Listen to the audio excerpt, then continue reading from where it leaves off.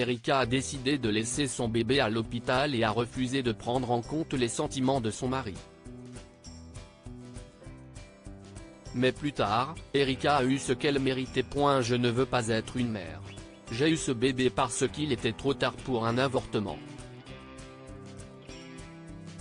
Quand j'aurai subi cette césarienne, on partira sans lui. Erika a dit à son mari, Dean. Si est notre bébé, Erika. J'ai le choix là-dessus aussi. Dean a répliqué. Non. Tu sais comment je me suis senti quand on a découvert que j'étais enceinte.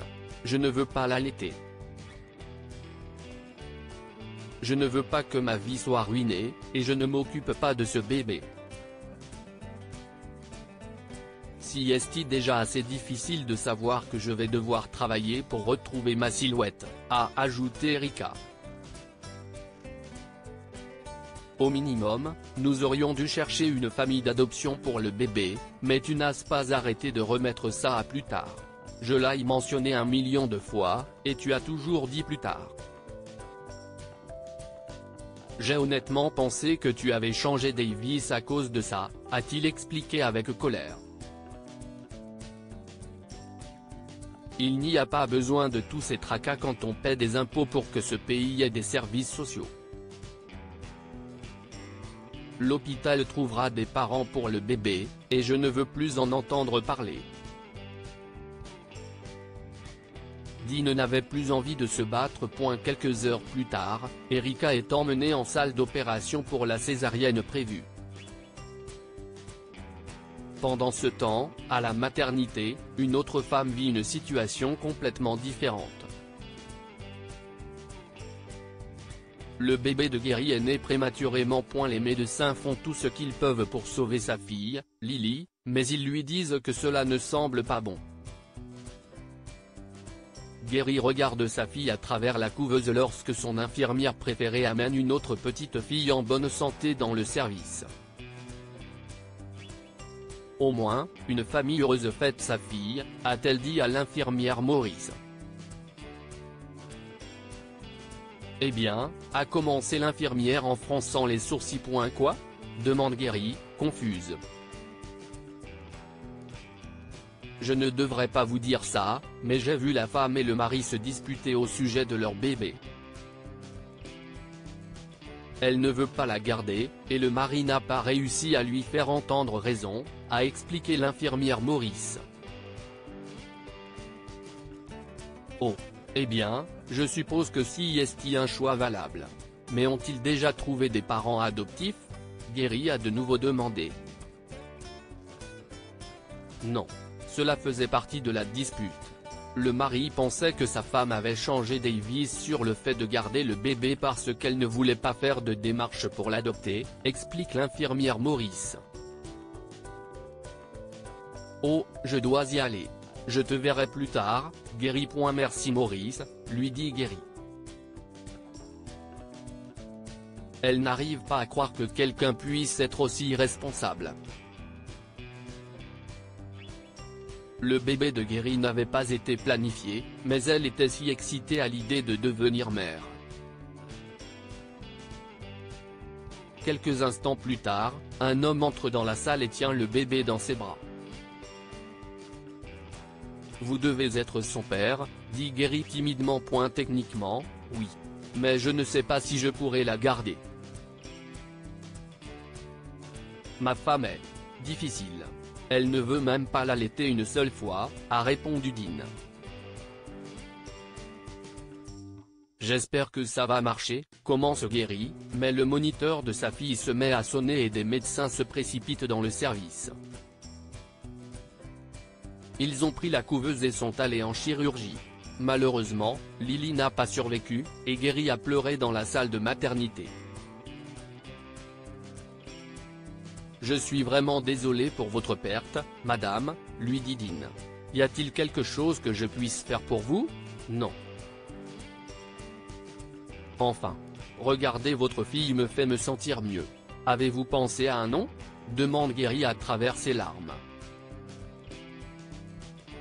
Je pensais à Marina, comme ma grand-mère, répondit Dean. Si est très jolie, dit Gary en souriant, les yeux pleins de larmes.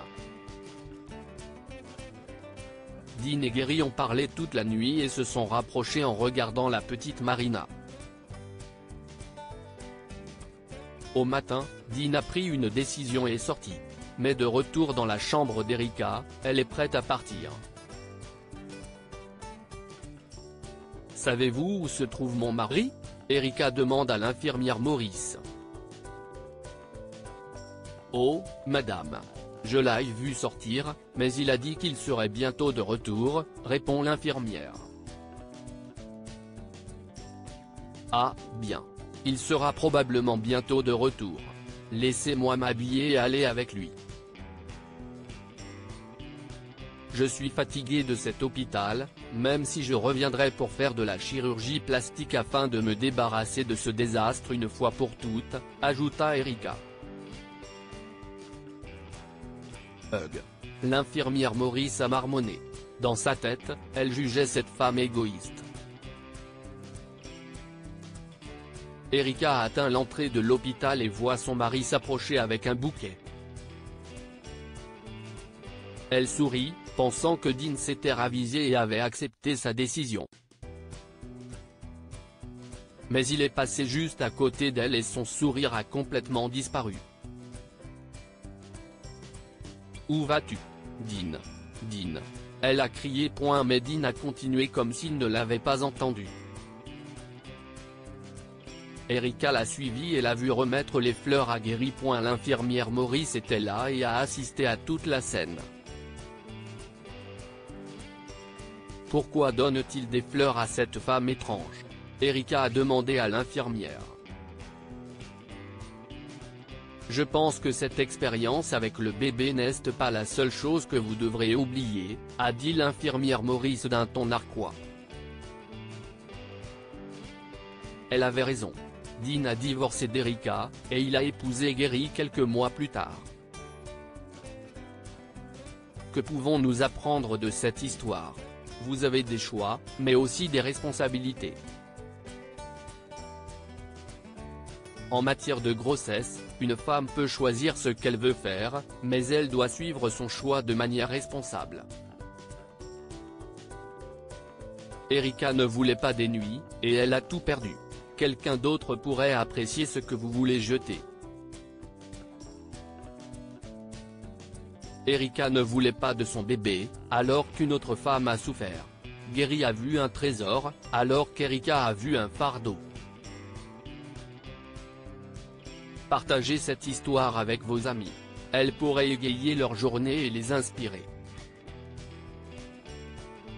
Si vous avez aimé cette histoire, vous aimerez sans doute celle d'un garçon qui s'est réveillé un matin et n'a pas retrouvé sa mère.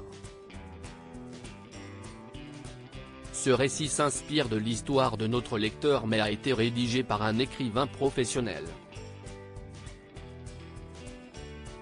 Tous les noms ont été modifiés pour protéger les identités et garantir la confidentialité.